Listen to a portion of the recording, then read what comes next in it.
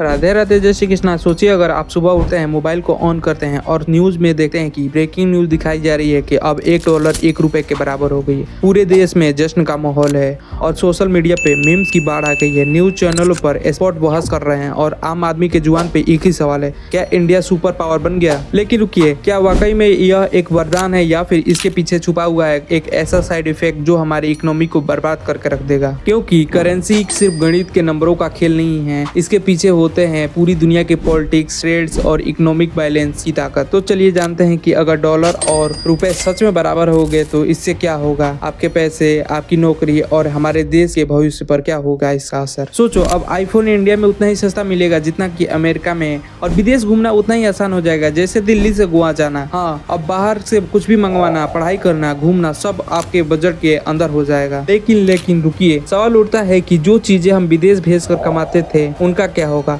अब हमारे IT company, textile industry और वे करोड़ों नौकरियां जो एक्सपोर्ट पे टिकी थी, अब क्या वह सब खतरे में पड़ जाएगी? ये छोटा बदलाव नहीं बल्कि एक अर्थव्यवस्था को पूरी तरीके से हिला देने वाला बदलाव होगा। इस वीडियो में हम आपको बताएंगे कि अगर रुपए डॉलर के बराबर हो जाए तो इसके सबसे बड़े फायदे और सबसे बड़ा नुकसान क्या होगा, जो कि आप शायद सोचे नहीं होंगे। और हाँ, सब कुछ एकदम आसान भाषा में, ताकि आप खुद समझ सको कि यह सपना है या फिर एक खतरनाक सच जो हो जाएगा तो हमारे साथ क्या होगा। क्या आप जानते हैं कि एक ऐसा समय था जब भारतीय रुपए डॉलर से भी ज्यादा कीमती हुआ करते थे? साल 1947 भारत जब आजाद हुआ था, उस समय $1 की कीमत $1.66 के करीब थी। हाँ, ये सुनने में अजीब है लेकिन ये सच है। तो क्या ऐसा हुआ जो कि आज $1 80 से 85 रुपए का हो गया? असल में ये गिरावट एक दिन की नहीं है। जैसे जैसे देश की महंगाई बढ़ती गई, आय ज्यादा होता गया और निर्यात कम होता गया और विदेशी चीजों पे हम ज्यादा निर्भर होते गए, वैसे वैसे रुपए की वैल्यू कम होती गई। हमने बाहर से तेल, मशीन, टेक्नोलॉजी मंगाना शुरू कर दिया और ऊपर से डॉलर में पेमेंट करना चालू कर दिया। लेकिन हमारी कमाई यानी कि जो हम एक्सपोर्ट कर रहे थे वो उतनी तेजी से नहीं बढ़ा जितनी तेजी से हम सामानों को इंपोर्ट कर रहे थे।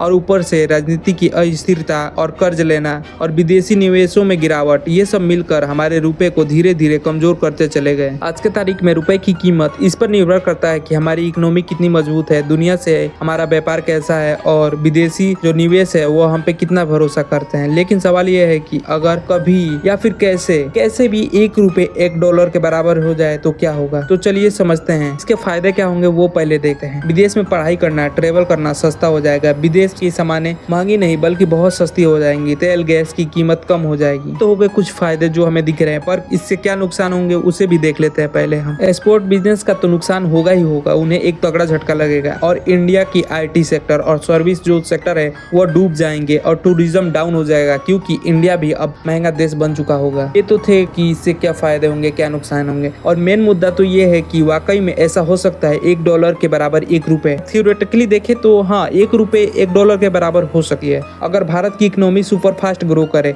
एक्सपोर्ट कई गुना बढ़ जाए और लोग देसी सामान का ही यूज ज्यादा करे और विदेशी निवेश भारत पे धड़ल्ले से पैसा लगाए। धीरे धीरे रुपए मजबूत होता जाएगा। क्या असलियत इतनी आसान है जितनी आसान ये दिख रही है? करेंसी का रेट कोई सरकार ऐलान करके तय नहीं कर सकती। ये चलता है डिमांड और सप्लाई से, इकोनॉमिकल पावर से और उस देश के इंटरनेशनल इमेज से। अगर भारत की जीडीपी अमेरिका से बड़ी भी हो जाए तो डॉलर की पकड़ इतनी मजबूत है कि उसे हटाना बिल्कुल मुमकिन नहीं लगता। अगर सरकार जबरदस्ती करेंसी की वैल्यू सेट करे तो आर्थिक व्यवस्था में वंडर आ सकता है और महंगाई बढ़ सकती है, इंडस्ट्री बंद हो सकती है और बेरोजगारी आसमान छू सकती है। यानी कि $1 1 सुनने में जितना अच्छा लगता है उससे हकीकत बनाने में उतना ही चुनौती भरा हुआ है। तो अगली बार कोई बोले काश डॉलर और रुपए बराबर हो जाए तो उसे यह वीडियो जरूर दिखा देना, क्योंकि हर चमकती चीज सोना नहीं होती और हर बराबरी फायदेमंद नहीं होती। वीडियो कैसा लगा नीचे कमेंट बॉक्स में जरूर कमेंट करके बताएं। तब तक के लिए राधे राधे, जय श्री कृष्ण।